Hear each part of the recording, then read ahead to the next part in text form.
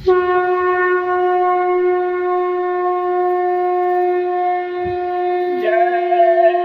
गुरुदेव, जय गुरुदेव। हाथ जोड़कर विनय हमारी, हो जाओ सब शाकाहारी। कहती धरती सोचो आप, मेरे ऊपर करो मत पाप।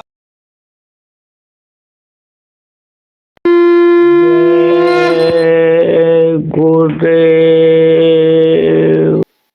परम पुरुष पूरन धनी, जय गुरुदेव स्वामी नाम, जिनके चरण कमल पर कोटि कोटि प्रणाम।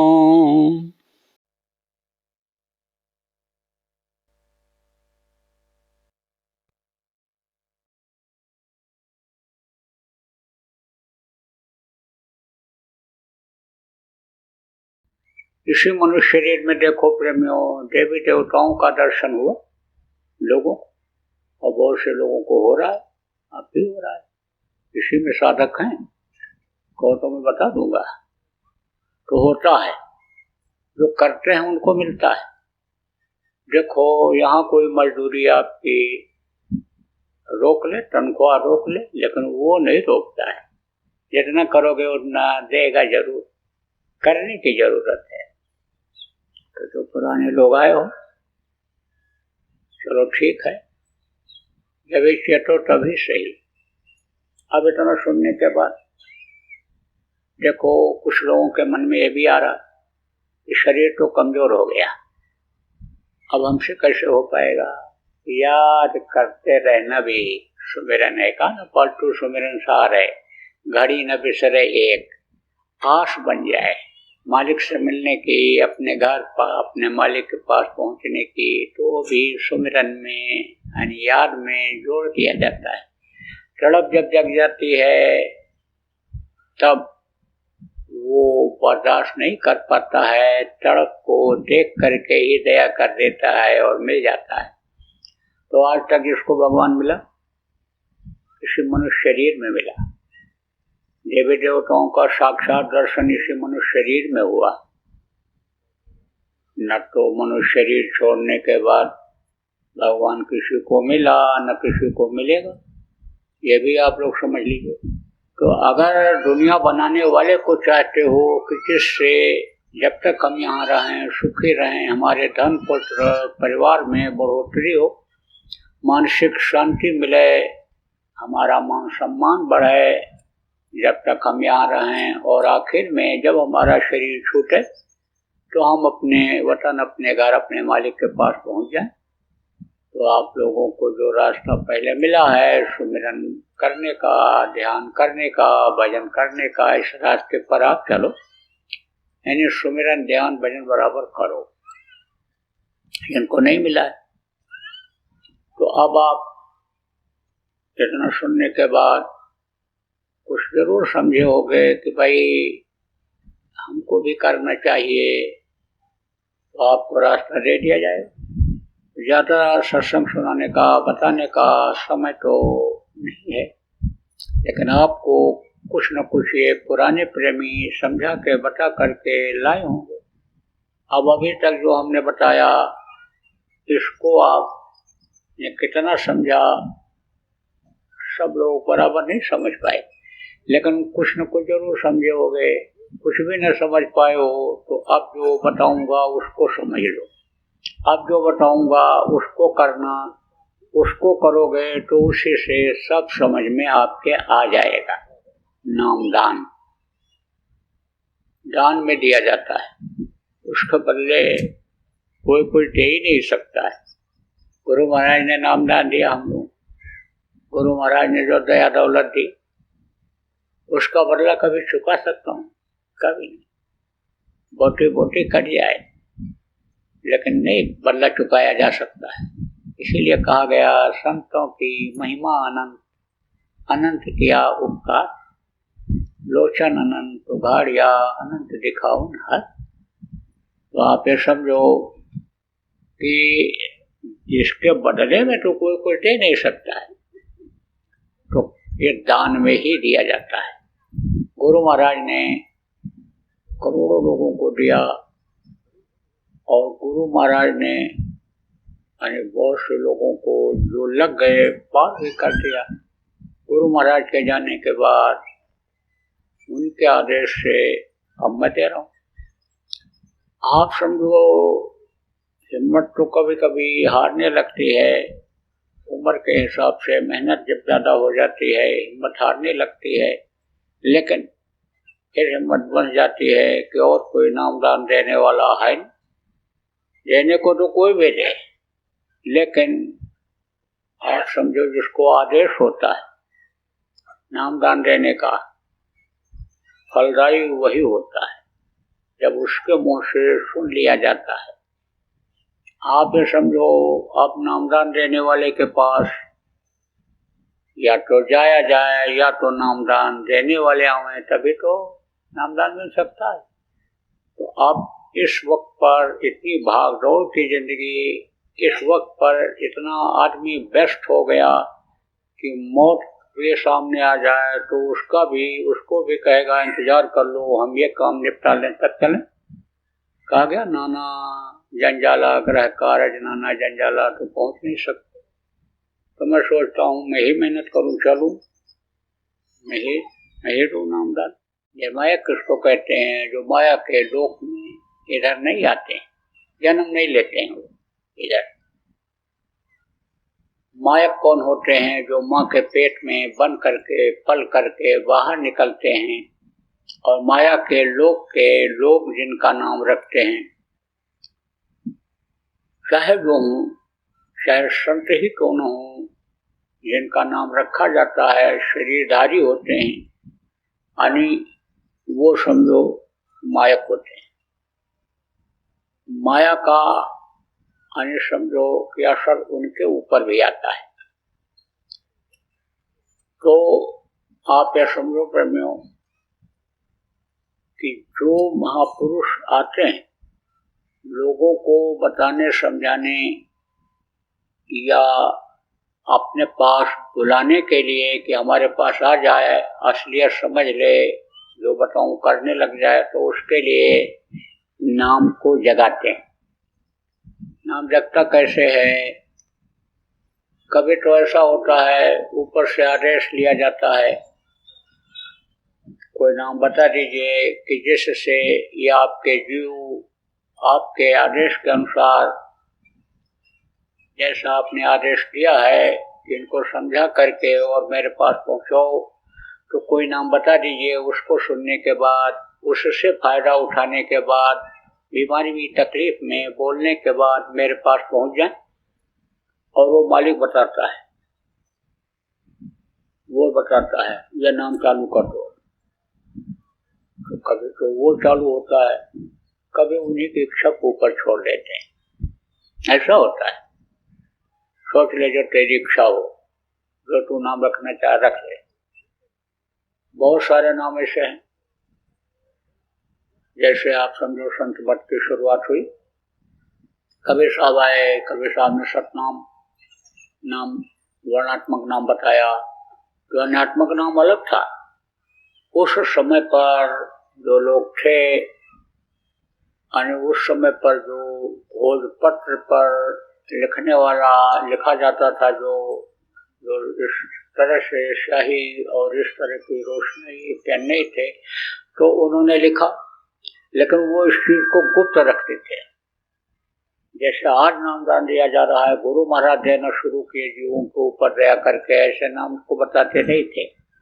तो ये नाम खुलता नहीं था, लेकिन नाम तो यही दिया उन्होंने, यही नाम उन्होंने दिया लोगों को। पता है ना, जो विधान है, जो नियम है, जो सिस्टम है, उसको कोई तोड़ता नहीं है। लेकिन सतनाम में भी उन्होंने ताकत भरा था उस समय। यह भी देखा गया, महापुरुष जब चले जाते हैं, दूसरा नाम आ जाता है, तब तो उसकी ताकत बढ़ जाती है। देखो उन्हीं के शिष्य थे नानक साहब, वाहे गुरु नाम उन्होंने जगाया, वाहे गुरु को उन्होंने महत्व दिया, मान्यता दिया। राधा स्वामी आए, यानी सूर्यदयाल जी महाराज राधा स्वामी को मान्यता दिया। ये कब तक चला? 4 पुस्तों तक लगभग चलता है। फिर गुरु महाराज जब आए तो गुरु महाराज को तो समझ लो आदेश हो गया। गुरु महाराज को एक समय ने बताया, तो तेरी मर्जी हो, रख लेना। गुरु महाराज ने गुरु को सब मानते हैं, कलयुग में जिसको सब मानते हैं उसको अगर मान्यता दे दिया जाए, बीच का रास्ता निकाल दिया जाए, तो विरोध लोग कम करते हैं। करने वाले तो करते हैं, आदत होती है। पलटू नाहक भोगता साथ देख कर स्वान, और जगत भगत सो वैर है चारों युग परमान। लेकिन जब समझाया गया, शुरू में विरोध हुआ खूब जय गुरुदेव नाम का। जब समझाया गया, भाई सब लोगों ने गुरु किया, गुरु बिन भाव निचारे न कोई। गोस्वामी जी महाराज ने कहा, बगैर गुरु के एक कदम कोई आगे बढ़ नहीं सकता है। देखो जितने आए सब लोगों ने गुरु किया, सब कुछ समझ में आने लग गए। नहीं तो विरोध तो शुरू में खूब हुआ था।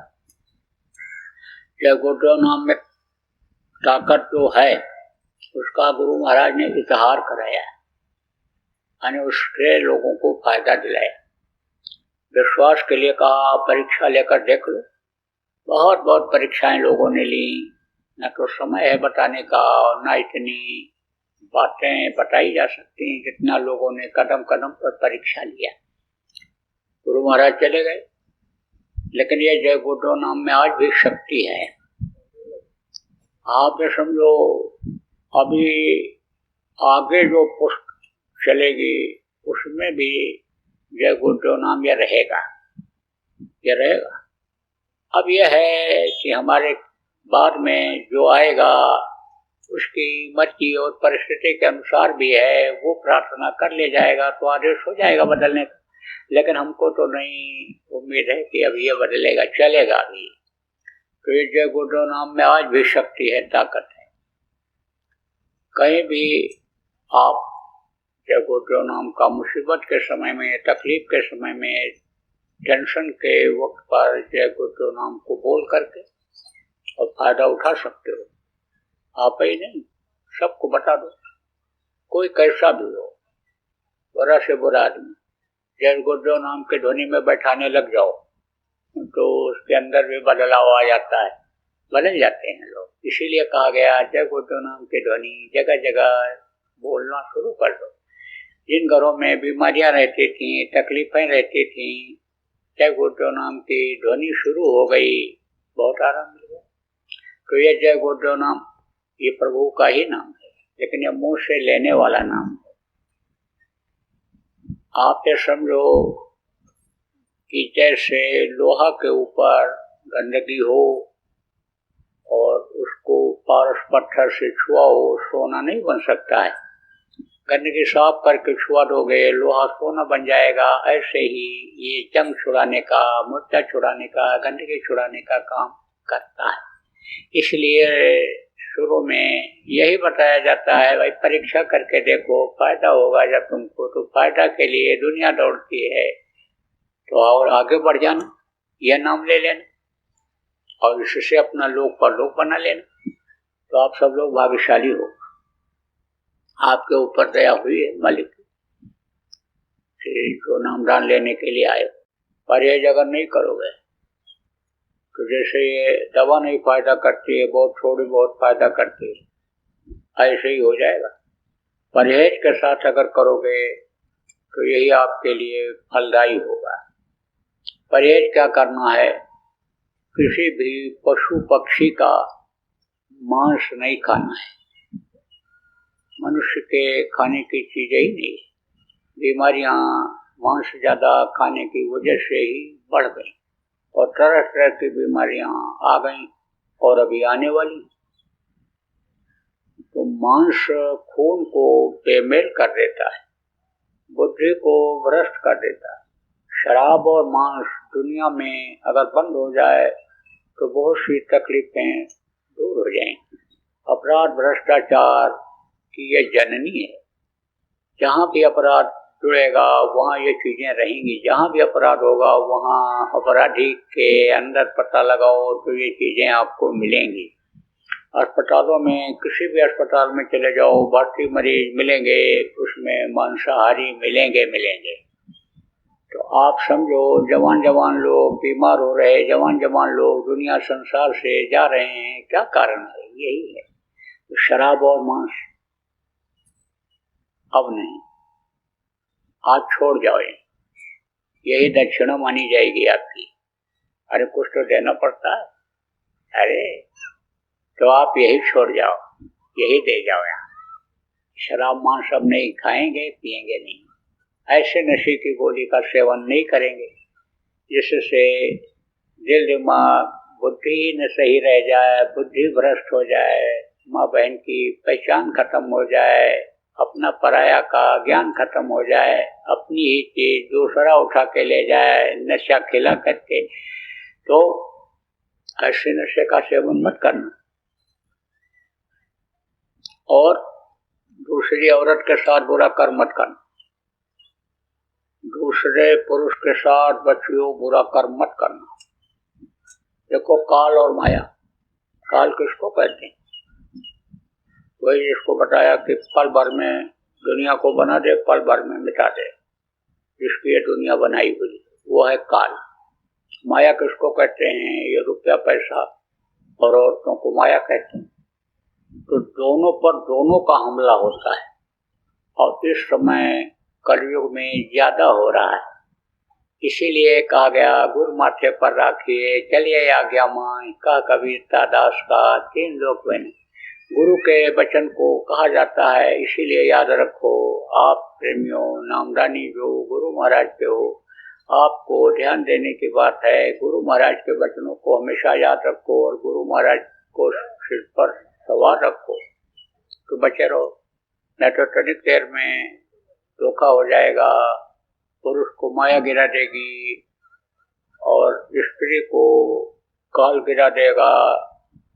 आप ये समझो, चरित्र से गिर जाओगे, चरित्र चला जाएगा तो सब कुछ चला जाएगा, फिर कुछ नहीं बचेगा। तो नशे का सेवन मत करना, ये काम मत करना। बाकी है आपके तो अच्छा खाओ, है तो अच्छा पहनो, है तो अच्छे घर में रहो, हमारी तरफ से पूरी छूट है। न घर छोड़ करके कहीं जंगल में तपस्या करने जाना है, साधना करने जाना है, न कहीं बाहर जाना है, घर में ही रहो। आप देखो, आप गर्मी है, घर में जगह नहीं है, परिवार बड़ा है, साधन नहीं है, तो आपका जंगल पड़ा है, कहीं भी बैठ जाओ, बहुत बढ़िया माहौल, इधर का तो बहुत बढ़िया माहौल। और इधर आप गांव के लोग ज्यादा, आपको कर्म भी नहीं आते हैं, दिन में कमाते हो, रात को खाते हो, मेहनत और ईमानदारी की कमाई करते हो, तो आपकी साधना अच्छी बन सकती है। बच्चियों करोगे तो अच्छी साधना बनेगी आपकी।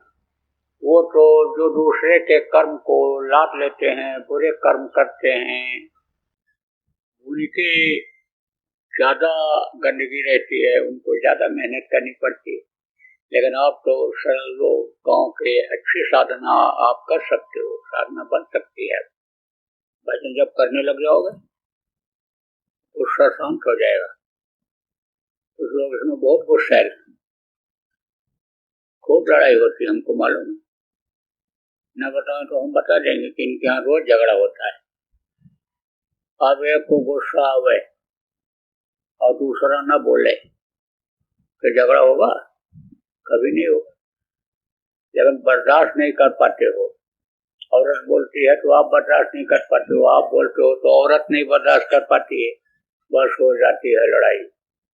और पहले तो बाप युद्ध होता है जवानी, और फिर घूसी घूसा चालू हो जाता है, और फिर कोर्ट कचहरी की लड़ाई शुरू हो जाती है, हमको मालूम। अब किसी को गुस्सा आवे एक को, और दूसरा भजन पर ऐसे बैठ जाए कान में उंगली लगा के, सुनेगा ही नहीं, न कुछ देखेगा क्या बोल रहा है, क्या कह रहा है, तो कहां से। और गुस्सा क्या है? एक अग्नि है, ये जलाती है, जैसे आग जला देती है, ऐसे अंदर अंदर एक कलेजे को जला देती है, खून को गर्म कर देती है गुस्सा। तो गुस्सा शांत होता है। आग का ये सिद्धांत है कि जो आग जलता है वो बुझता है, और जो पेड़ उगता है वो गिरता है, और जो पैदा होता है वो मरता है। ये सिद्धांत है, यहाँ का नियम। तो थोड़ी देर के बाद गुस्सा शांत हो जाए तो लड़ाई झगड़ा सा झंझट खत्म हो जाएगा, और वही प्रेम हो जाएगा जो पहले था। तो समझो कि ये लोक बनने वाली भी चीज बताए आपको, और परलोक बनने वाली भी चीज बताए आपका। इसको आप लोग करते रहना। और देखो, देश प्रेम बनाए रखना। देश की संपत्ति आपकी अपनी संपत्ति है, आपके द्वारा देश की संपत्ति का कोई नुकसान न हो सके किसी का भला कर दो, बुरा मत जाओ। दरवाजे पर कोई आ जाए, भूखा दूखा खिला दो, ये गृहस्थ का धर्म है। गृहस्थ धर्म का पालन करो। सभी लोग अपने अपने धर्म का पालन करने लग जाएं तो भी व्यवस्था सही हो जाएगी। आप समझो प्रेमियों, किसी भी जाति मजहब की निंदा मत करो, किसी भी धार्मिक ग्रंथ की निंदा मत करो। निंदा करने से, व्यक्ति के निंदा करने से कर्म उसके आ जाते हैं, भोगना पड़ता है। अपने काम से काम रखो, तभी आप आध्यात्मिक आदमी बन पाओगे, तभी आप आध्यात्मिक समाज बना पाओगे, तभी आप आध्यात्म की बेल को आगे भी विदेशों में भी बढ़ा पाओगे। इसलिए बहुत ही सजग रहने की जरूरत है। समय भी आगे का खराब आ रहा है, अभी तक खराब समय का आपने वक्त नहीं देखा, आगे आएगा। जो भी आप देख चुके हो, बीमारियां, तकलीफें, लोगों को तड़पते हुए दुनिया संसार से जाते हुए, वो सब आगे आने वाली तकलीफों के पीछे हो जाएगा। लेकिन बचेगा सात जन कोई जो सबसे लव लगाएगा। अगर आप आध्यात्मिक रहोगे, भजनानंदी रहोगे, लोगों को बताते समझाते रहोगे, परमात्मा के रास्ते पर चलाते रहो, तो बचत हो जाएगी। तो देखो, बड़ा अच्छा रहा, गुरु महाराज की दया रही, और इनकी बहुत दिनों से इच्छा थी प्रेमियों की, गोविंदपुरा वालों की, गाँव वालों की। और ये हमारे प्रेमी गुरु महाराज के थे, अभी हैं, मौजूद हैं, यहीं थे। तो उन्होंने ये बनाया, आश्रम अपनी जमीन में बना के दिया, गौशाला भी चल रही है। अब यहाँ पर हम चाहेंगे कि यहाँ पर भंडारा, सत्संग, नामधनी का कार्यक्रम ये हर महीने होने लग जाए। ये मासिक भंडारा जो गुरु महाराज का है, त्रयोदशी का, ये होने लग जाए। और ध्यान भजन भी आप लोग गांव वाले यहाँ बैठने लग जाओ, करने लग जाओ, तो ये आबाद हो जाएगा। और आप अगर बैठने लग जाओगे, ये जगह जग जाएगी, तो यहाँ दूर दूर से बीमारी तकलीफ वाले लोग आएंगे, उनको भी फायदा होगा। जगह जब ये जग जाएगी, भजनानंदियों से जगह जगती है, भजन करने से जगह जगती है, तब यह स्थान आपका प्रमुख स्थान एक तरह से इस क्षेत्र में हो जाएगा। गाँव वालों का भी, आपका भी नाम। देखो, मानव सेवा, जीव सेवा, गौ सेवा, सेवा होती है। गौएं भी हैं, गौशाला भी है। आप लोग जो भी कर सकते हो, विकास करो इसका। यहाँ का ज्यादा से ज्यादा जीवों को फायदा मिले, ऐसा काम आप लोग करो। ये हमारी आप लोगों से, ग्रामवासियों से, आसपास के गांव के लोगों से प्रार्थना है। हम लोग तो कभी कभी आ पाएंगे, पूरे जिले के लोग तो कभी कभी आ पाएंगे, लेकिन आपको इस जगह से लाभ लेना है, इस जगह का नाम आपको बढ़ाना है, गोविंदपुरा का नाम आगे बढ़ाना है। तो आप इन सब पर, मेरी बातों पर ध्यान देना। बोलो जय गुरुदेव।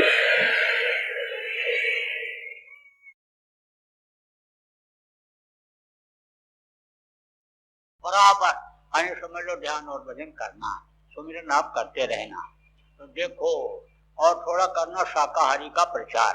शाकाहारी सदाचारी लोगों को बनाना जरूरी है, क्योंकि वर्ष बदलने वाला है, यानी परिवर्तन होने वाला है। आने समझ लो कि युग परिवर्तन होगा, छोटा मोटा परिवर्तन नहीं होगा। तो देखो, जब युग परिवर्तन होता है तब विनाश बहुत होता है। देखो, त्रेता गया तो बहुत मरे, द्वापर गया तो बहुत मरे, अब कलयुग जाने की बारी है तो उसमें भी लोग मरेंगे।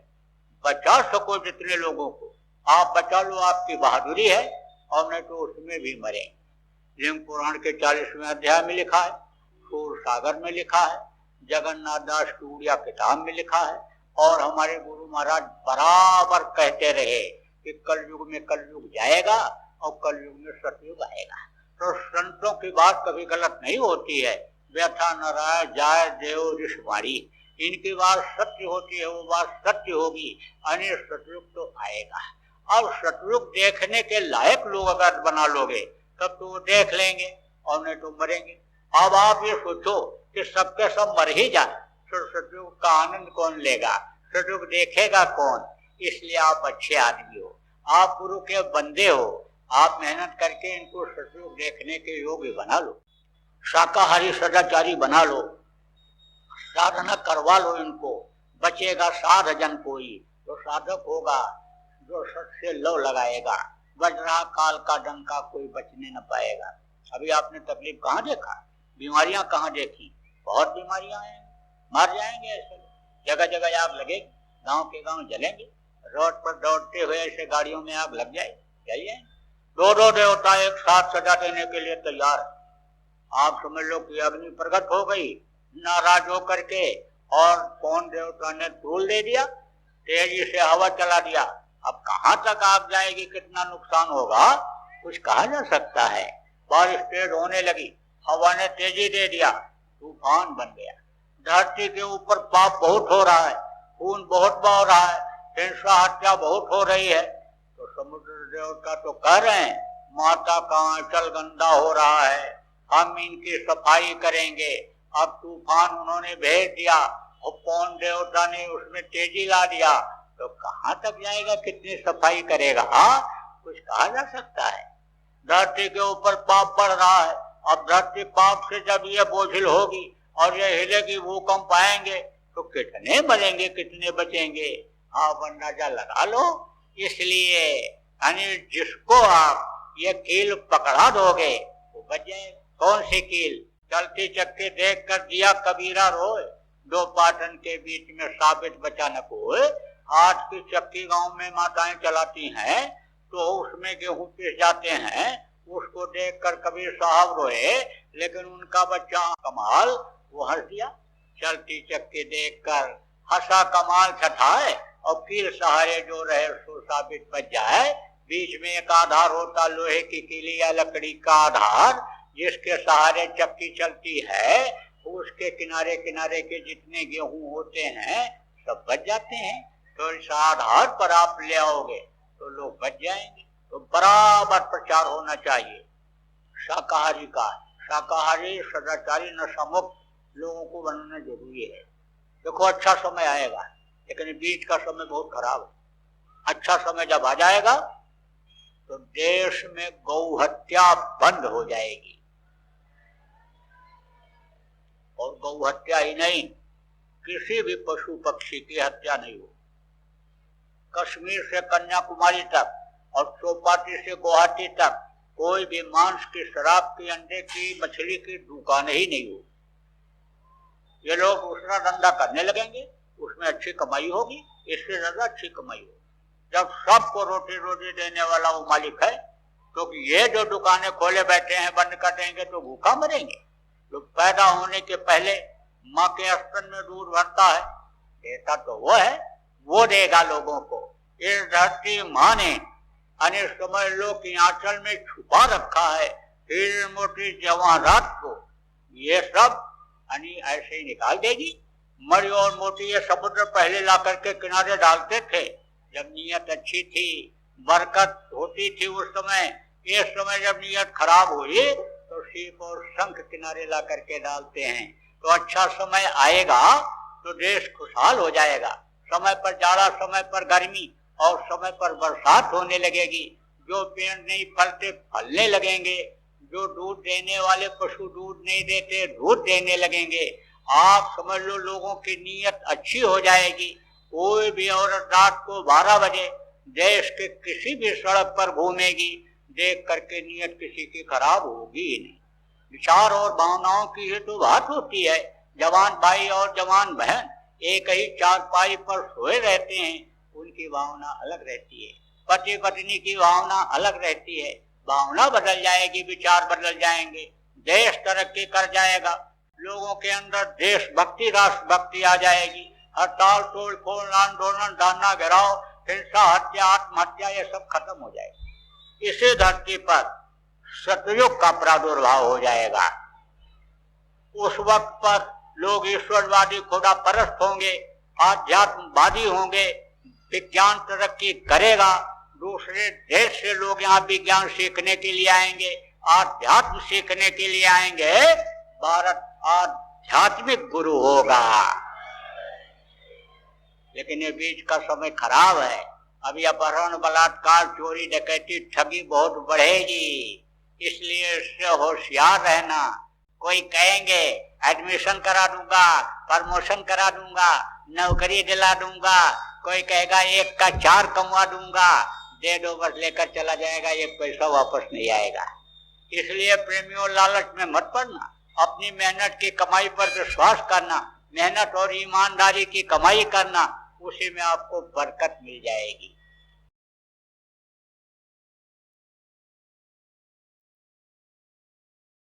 जय गुरुदेव नाम जैसा आपको बहुत बार बताया गया, ये प्रभु का नाम है, परमात्मा का नाम है, जीता जागता नाम है, यह फलदायी मुसीबत में मददगार नाम है। तो इस जय गुरुदेव नाम को बराबर बोलते रहो। जहाँ खाली बैठो अंदर में ही बोलते रहो, जोर जोर से चिल्लाने की कोई ज़रूरत नहीं है। जहाँ भी जाओ तो यह मन क्या करता है, कुछ न कुछ सोचता रहता है, कहीं न कहीं ये घूमता रहता है, खुराफात की तरफ ज़्यादा ले जाता है। और जब आप जय गुरुदेव नाम में मन को लगाए रहोगे, जय गुरुदेव बोलते रहोगे, तो शांति रहेगा, सुकून रहेगा, बुद्धि सही रहेगी, विवेक जगा हुआ रहेगा। तो गलत इच्छाएं नहीं उठेंगी, मन गलत इच्छा नहीं पैदा करेगा, अच्छी ही इच्छा पैदा करेगा, परमार्थी ही इच्छा पैदा करेगा, परमार्थ की कमाई की इच्छा पैदा करेगा, परमार्थी भाव पैदा करेगा। इसलिए बराबर जय गुरुदेव नाम खुद भी बोलते रहो, लोगों को बुलवाते रहो, नए लोगों को भी बोलने की आदत डालो, बता दो मुसीबत में मददगार है, ये जय गुरुदेव नाम रक्षक है। आप बोलते रहो तो आप बराबर जय गुरुदेव नाम बोलते बुलवाते रहो और जय गुरुदेव नाम का प्रचार करते रहो। जय गुरुदेव। बाबा उमाकांत जी महाराज अपने ही प्रेमियों के सहयोग से संस्था द्वारा जनहित का कार्य करते हैं। किसी भी व्यक्ति, संस्था व सरकार से कोई भी चंदा, चुटकी व अनुदान नहीं लेते और किसी भी तरह का व्यापार भी नहीं करते। इसलिए आप श्रोताओं को बताया जा रहा है कि बाबा जी के नाम पर किसी भी प्रकार का धन मांगने वाले व व्यापार में प्रचार करने वाले लोगों से होशियार रहिएगा। आपसे यही कहना है कि सत्संग सुनो, समझो और अच्छा लगे तो मानो। आने वाली बीमारी तकलीफों से बचने के लिए कुदरत व सरकारी नियम का पालन करो। आपके सुझाव के लिए व्हाट्सएप नंबर 9575600700।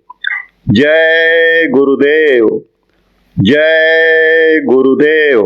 जय गुरुदेव। जय गुरुदेव। जय गुरुदेव। जय जय गुरुदेव।